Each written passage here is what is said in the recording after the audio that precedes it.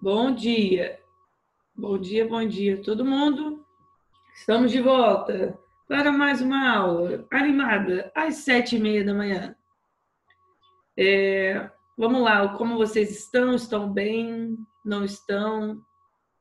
Vocês lembram onde a gente parou na matéria, por um acaso? Você terminou de falar de Aya. Aí agora você vai entrar nos outros hormônios. Isso. E aí, eu vou pegar alguns exercícios do livro para resolver com vocês. Vamos ver se vocês lembram. As auxinas, rapidinho. São hormônios, um dos hormônios que mais caem em prova. Sempre fala das auxinas porque elas têm várias funções. Elas causam um alongamento das células, elas fazem a planta crescer, faz ter crescimento de raiz, toda vez que tem a auxina no topo de uma planta, tem a dominância apical, então as gemas laterais não se desenvolvem. Tem o fototropismo, o geotropismo, que também é chamado de gravitropismo. Então, ela tem diversas funções. Vocês lembram que as raízes elas reagem de uma forma diferente do caule em relação à concentração desse hormônio? Vocês lembram disso? Sim. Lembra que quanto maior concentração na raiz, inibe, mas no caule estimula. Quanto menor a concentração na raiz, estimula, mas no caule não faz nada. Então, elas respondem a concentrações diferentes, né? E aí, deixa eu só lembrar, eu dei tudo de auxina, não dei? Acho que eu falei de tudo. Deu e fez todos os exercícios de sala. Ah, já fiz já? Já, né? Não lembrava. Tá bom. Olha só, deixa eu só mostrar Você então. fez todos os de sala. Oi? Você fez todos os de sala. Ah, tá. As propostas não, né? Não. Então tá. Então vamos voltar aqui, ó. Nas propostas, eu marquei algumas. Então vamos lá. Deixa eu abaixar aqui, que aí eu compartilho tela.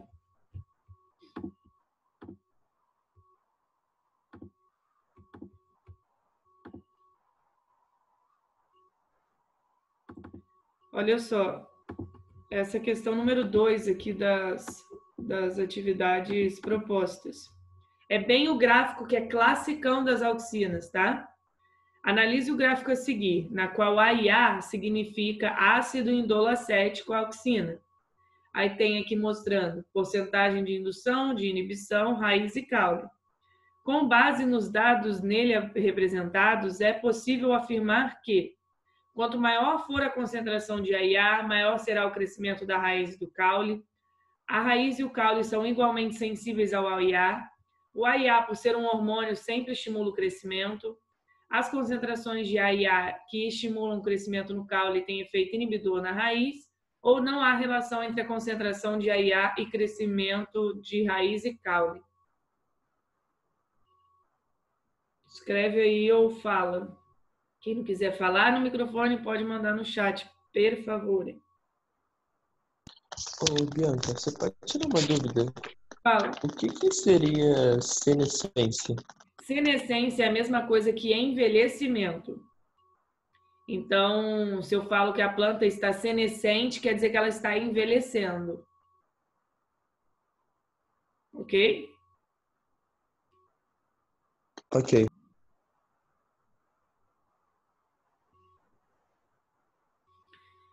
E aí, galera, qual A, B, C, D ou E vocês marcariam nessa número 2? D. D, né? As concentrações de AIA que estimulam o crescimento do caule têm fator inibidor, isso aí, na raiz, certinho, tá? Então, seria a letra D. Aí, prosseguindo aqui, eu já tinha até selecionado a 6, ô Enzo, para fazer. Essa 6 aqui, ó. Considere o seguinte gráfico que representa o crescimento de raízes de uma mesma planta tratada ou não com hormônio do crescimento auxina. Deixa eu dar mais um zoom aqui. Aí tem, ó, crescimento relativo, raízes tratadas com auxina ao longo do tempo e as não tratadas com auxina. O que aconteceu com o crescimento? E é justamente sobre o crescimento que está perguntando aqui na questão. Quando a gente sobe aqui, ó, qual das seguintes afirmativas pode ser feita com base nos dados fornecidos pelo gráfico? O hormônio normalmente produzido pelas raízes determina o crescimento máximo. A auxina é prejudicial para promover o enraizamento de estacas de plantas. O aumento da quantidade de auxina determina um aumento correspondente na velocidade de crescimento. As raízes excretam auxina e assim controlam o seu crescimento. Pequenas quantidades de auxina determinam um aumento da velocidade de crescimento.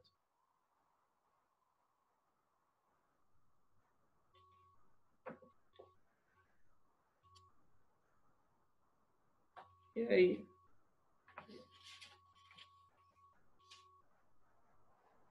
Essa é a página 29 que nós estamos.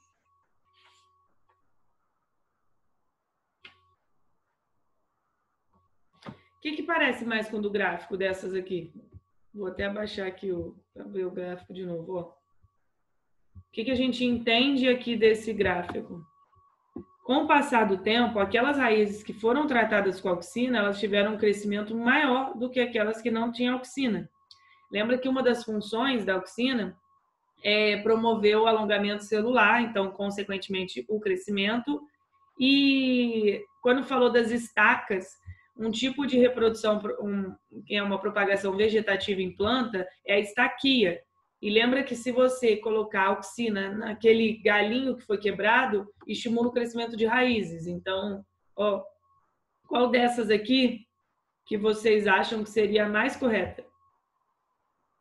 O que você, na verdade aqui não é nem a mais correta, é qual das seguintes afirmativas pode ser feita com base nos dados que foram fornecidos?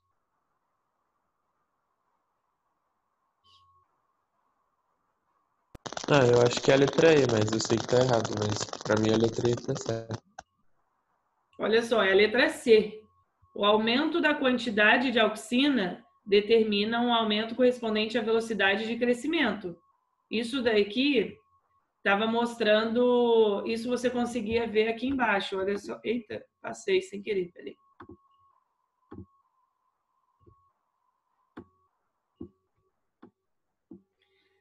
Só você comparar plantas tratadas com auxina e não tratadas. Eu sei que eu entendi o que você confundiu aqui. Na verdade, é porque realmente na raiz, pequena concentração de auxina determina crescimento. Isso é verdade. Só que presta atenção no que ele está perguntando. Qual das afirmativas pode ser feitas com base nos dados fornecidos pelo gráfico? O gráfico está falando alguma coisa sobre pequena ou grande concentração? Aqui só está mostrando com ou sem.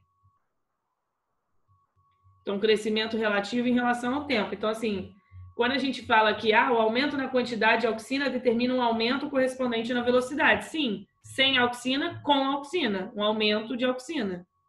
Eu entendi o que você confundiu. Mas vê se foi agora um pouquinho. O gráfico está me mostrando sem ou com. Então, assim, aumento da quantidade, com. Quando fala pouca quantidade, seria tipo, se você fosse considerar quase 100. Mas a raiz realmente, ela alonga mais quando tem menor quantidade de auxina. Por isso que você pensaria nisso daqui. Mas analisando o que o gráfico está me dando, o que melhor explica seria a letra C. Entendi, professora. Valeu. Nada. Olha 7. Quando se poda uma roseira, observa-se um rápido crescimento das gemas laterais para a formação de ramos vegetativos. Isso ocorre porque as gemas laterais passam a produzir menos auxina, intensificam a produção de etileno e giberelinas, recebem menos citocininas, passam a receber mais auxinas ou recebem menos auxinas. Deixa eu só explicar, porque a gente ainda não falou dos outros hormônios. Mas quando você tira o topo, né, que você tirou o local que tinha maior concentração de auxina, as citocininas, elas estimulam o desenvolvimento das gemas laterais. Então, por exemplo, aqui quando fala recebem menos citocininas, é mentira. É mais. Mas aí etileno está associado com a maturação do fruto e gibberelina está associado com germinação. Não tem nada a ver com o brotamento de gemas laterais. Então, já falaria que essa daqui não estaria correta. Então, sabendo disso, qual dessas vocês acham que seria melhor? Quando você corta, poda a roseira, o que acontece para ter desenvolvimento de gema lateral? Professora, Oi? pode repetir o que você falou agora sobre a citocinina? Posso, é porque eu vou falar dela hoje, é porque é só para lembrar. Rapidinho. A citocinina, quando tem a planta no topo, vai ter auxina. Enquanto tiver auxina no topo, não tem desenvolvimento de gemas laterais. Quando você poda e você tirou aquele topo, gemas laterais começam a desenvolver por conta das citocininas, que é um hormônio que estimula desenvolvimento lateral. Então, tem muita citocinina atuando nesse momento quando você poda. Então, aqui, quando fala recebem menos citocininas, estaria errado também. Recebem mais citocininas, por isso que elas se desenvolvem. Então, não seria nem a B, nem a C. Então, qual que vocês acham? A, D ou E?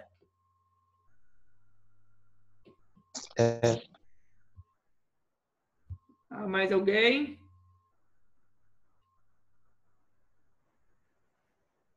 É também. É também, recebem menos auxina, certinho. Deixa eu ver se eu marquei. Tá. Aqui, ó, olha a 8. Quando o nível de auxina de uma folha baixa acentuadamente, pode-se pressupor que essa folha esteja em plena atividade fotossintética, em estágio de primórdio. Esse primórdio deve ser tipo o comecinho da folha, tá? Ela surgindo. Em plena maturação, entrando na fase de distensão, ou seja, alongamento, atingindo a fase senescente, que é envelhecimento. Vocês lembram isso da auxina na folha? Que negócio lá que a folha tá? Foliar, né? Lembra que quando diminui muito a concentração de auxina em relação ao caule, aquela folha ela vai acabar caindo, juntamente com a ação do hormônio etileno também. Então, qual dessas que vocês marcariam? A letra I. Atingindo a fase senescente, certinho, tá? Ô, galera, quero mais gente participando, né? Que seja no chat, tá? Senão parece que eu tô dando aula para 3 pessoas só. Deixa eu ver. Não, que o outro era parecido. Tá, olha, a gente vai continuar os outros hormônios, porque tem mais exercícios, e os outros exercícios falam da auxina também um pouquinho. Então, deixa eu voltar aqui.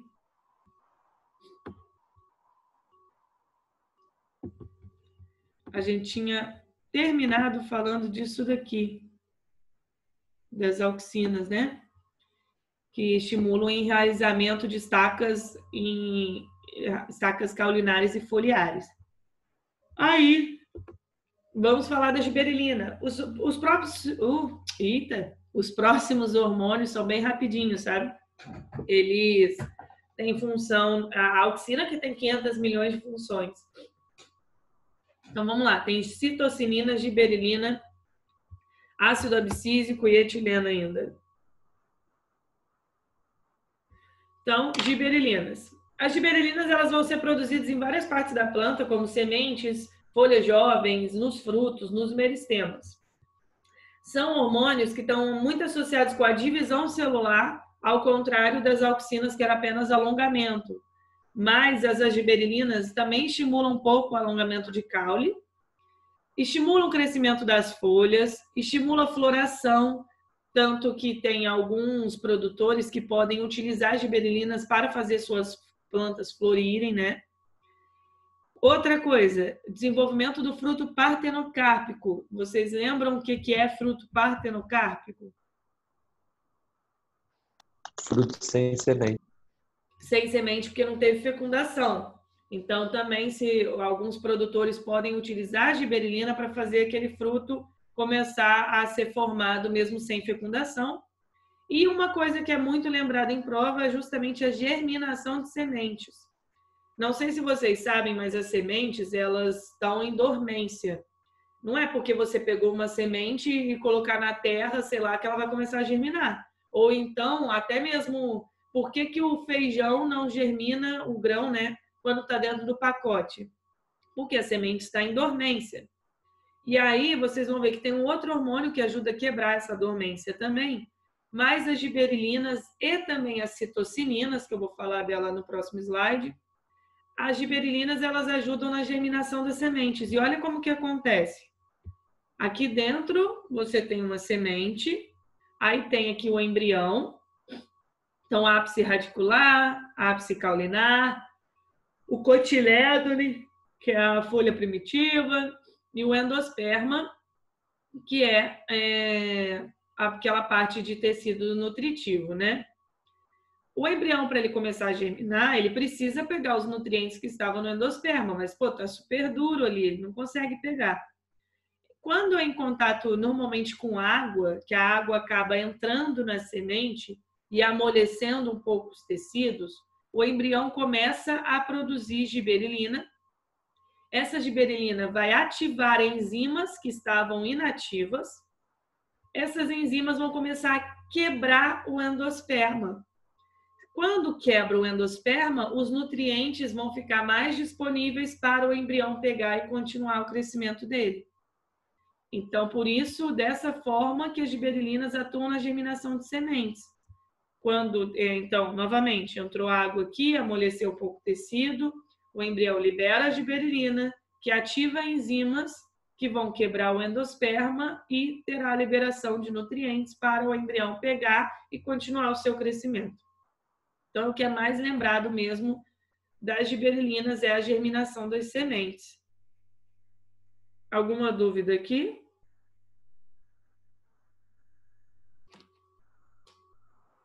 Não?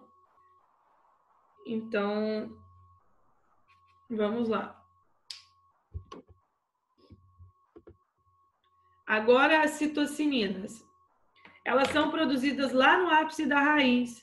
Tanto que, se você prestar atenção, normalmente um crescimento de ramos laterais, eles começam de baixo para cima, né? Quando surgem os galinhos e novas folhas, você tem um crescimento mais de baixo para cima. Isso quando a planta está começando a crescer, né? Ela vai interagir com a auxina também para desenvolver algumas funções. Elas, às vezes, quando eu falo interagir, é porque os hormônios, aqui a gente está estudando os hormônios meio que isolados, mas nenhum hormônio é isolado. Às vezes um ele é muito mais ativo e o outro está meio inativo, ou eles podem atuar juntos. Então, a gente está estudando separado, mas não é totalmente separado, tá? Elas interagem entre si. Funções das citocininas: divisão celular, retardo da senescência. Opa, então quando tem muita citocinina, a planta fica jovem por mais tempo. Isso daí é importante em algumas fases da vida da planta. Vocês vão ver que um outro hormônio, que é o ácido abscísico, ele promove o envelhecimento da planta. Então a citocinina é o efeito contrário. Então deixa a planta jovem por muito mais tempo. O desenvolvimento das gemas laterais foi aquilo que eu falei. Dá uma olhada nessa imagem aqui, ó. Quando tem a gema apical, as auxinas elas vão comandar e vão silenciar, deixar as gemas laterais ou as chamadas gemas axilares inativas, né, dormentes. Quando tem uma poda da gema apical, aí olha como que as gemas laterais elas vão se desenvolver. Elas são ativadas por conta das citocininas. E juntamente com a giberelina, as citocininas também atuam lá na germinação das sementes, promovendo mais ou menos aquilo que a gente já viu com as giberelinas. Então, o que é mais importante lembrar aqui das citocininas? Desenvolvimento de gemas laterais, germinação de sementes e divisão celular. Professora, você pode falar de novo sobre desenvolvimento de gemas laterais, por favor? Sim. Ó, nesse momento aqui ainda tem um ápice com a auxina. Então, a auxina, enquanto tiver auxina no topo, a citocinina não consegue atuar aqui estimulando o desenvolvimento de gema lateral. É como se a auxina bloqueasse mesmo o crescimento do ramo lateral. Quando você tem uma poda, tanto que o princípio da poda é justamente esse. Você vai podar ali em cima para tirar aquele topo que tem bastante auxina, e aí com menos auxina aqui no caule, as citocininas conseguem promover o crescimento das gemas laterais. Então, se tem auxina, não tem desenvolvimento lateral. Sem auxina, tem desenvolvimento lateral. Então, o exemplo que eu sempre dou, que eu falo, que eu criava os pulgões e tal, é porque eu colocava dentro de uma gaiola de tamanho certo, mudas de laranja. Se eu não podasse essas mudas, elas iam crescer para cima e ficar grandonas. Mas eu podava em cima, porque aí as gemas laterais elas se desenvolviam. E os pulgões precisavam ter raminhos novos, né, tecidos mais moles para eles se alimentarem da seiva da planta. Então, por isso que eu podava, para que a planta não crescesse em altura, ela crescia só para os lados. Então, aí as citocininas estavam atuando, fazendo elas crescerem para os lados. Ok? Ok, professora. Agora, olha o ácido abscísico. O ácido abscísico, assim como a auxina, vai ter uma abreviação, que é o ABA, tá? Então, às vezes pode aparecer para vocês como ABA. Ele é produzido lá na coifa, que é aquela capinha protetora lá da raiz, em folhas maduras, em sementes, no caule. Todos esses hormônios que eu falei até agora, eles vão ser transportados seja pelo xilema ou pelo floema. Somente o próximo, que é um gás, que é o etileno, que ele vai ser passado de célula para célula, por ser justamente um gás. Quais as funções do ácido abscísico? Primeiro, lembra que eu falei que as citocininas, elas promoviam meio que o desenvolvimento da planta, mas deixavam ela mais jovem, né? O ácido abscísico, ele vai causar o envelhecimento da planta. O que ele faz? Ele faz tudo contrário à citocinina. Se a citocinina estimulava a divisão celular, ele inibe isso. Então, ele inibe a célula de crescer e se dividir. Se a citocinina ela estimulava quebrava, né, a dormência das sementes, ele induz a dormência das sementes, inclusive das gemas laterais também. Então, ele não quer que a planta, é como se ele não quisesse que a planta se desenvolvesse, entendeu? É meio que ela ficasse parada. E eu já vi um texto falando sobre isso, de inibição de dormência da semente, induzir a dormência da semente. Eu achei um texto muito legal falando que as sementes, algumas, do lado de fora vai ter uma capa de ácido abscísico, meio que tipo protegendo a semente. E que para você quebrar a dormência dela, tem que ter tipo como se fosse uma chuva, digo na natureza, né? Uma chuva forte para lavar aquilo e tirar o ácido abscísico de cima da semente para que ela consiga germinar. Então, ele, quando está bastante presente, ele vai induzir a dormência. E por que a dormência da semente é importante? Por que é importante a semente ficar dormente aí?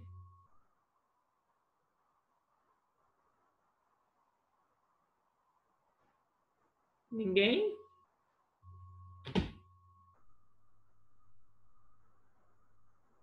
Pensa assim, a planta acabou de produzir seus frutos, liberou sua semente. Mas a semente cai num solo que não tem nutriente nenhum para ela. Ou então as condições ambientais, está no inverno com muita neve, vai ser bom para a semente aquele ambiente? Não.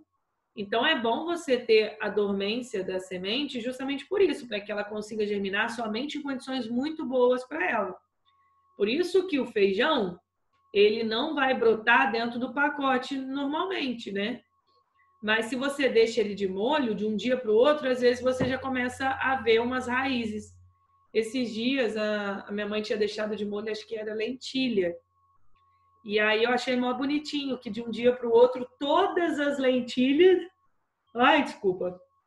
todas as lentilhas elas germinaram. Então você via aquela radícula pequenininha assim, sabe, aparecendo. Então precisa lavar para tirar o ácido abscísico. Outra coisa que a gente já falou muito sobre transpiração, abertura e fechamento de estômatos. Quem vai mandar bombear potássio para dentro da célula guarda, lembra que o movimento de abertura era assim.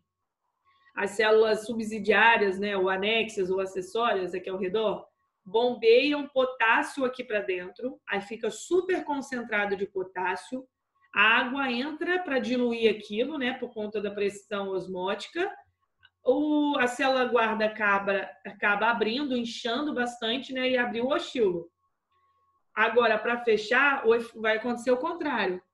Potássio vai ser bombeado para fora das células guarda, a água vai sair junto e, com isso, a célula guarda ela acaba ficando flácida, ela acaba fechando.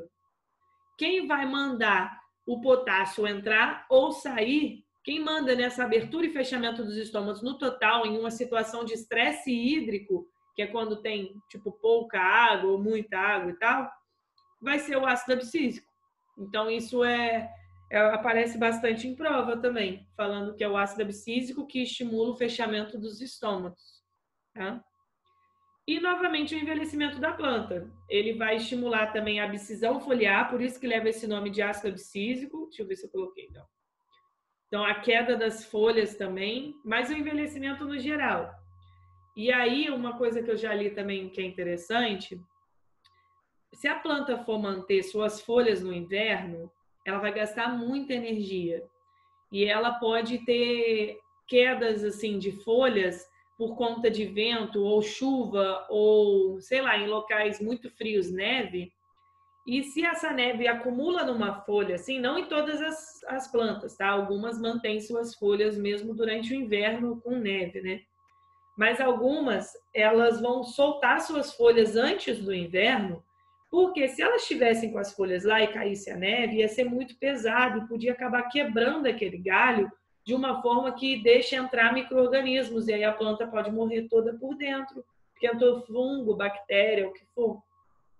Então, quando chega essa estação, algumas plantas, né, que são as chamadas caducifólias, elas vão perder suas folhas na estação fria, até porque tem menos incidência de luz, então ela não vai conseguir fazer fotossíntese direito. E quem vai ajudar nessa queda das folhas primeiro, diminui a concentração do AIA, lembra? A auxina lá. Segundo, vai ter aumento da concentração do etileno. Eu vou mostrar aqui no próximo slide falando disso. E o próprio ácido abscísico meio que comanda tudo isso.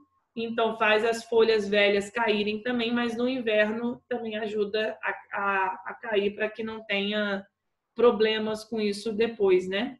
Então, como o metabolismo da planta vai estar mais devagar mesmo, ela até o transporte de xilema fica muito mais devagar quando ela está no inverno. Então, é meio que a planta diminui o seu metabolismo no geral mesmo. Então, ácido abscísico, lembra que ele é contrário à citocinina. E uma coisa que cai bastante é sobre o fechamento dos estômatos, que é ele que manda isso. Ok? Ó, para vocês terem uma ideia de como ele é antagonista de outros hormônios, até vi aqui no livro agora, ele inibe o alongamento de raiz, ele inibe germinação, ele inibe brotamento. Então, ele realmente é contrário a todos os outros hormônios que estimulam o desenvolvimento da planta. Então, lembra que ele é o do contra. Alguma dúvida aqui?